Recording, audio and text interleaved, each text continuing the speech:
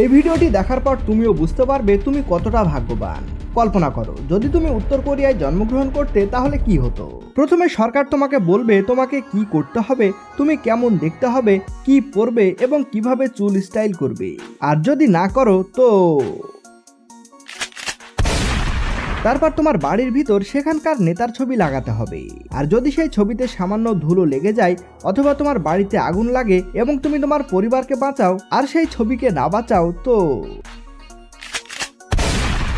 ডিসেম্বরে উত্তর কোরিয়ার একজন নেতা মারা যান। এই কারণে ডিসেম্বরে হাসা সেখানে নিষিদ্ধ।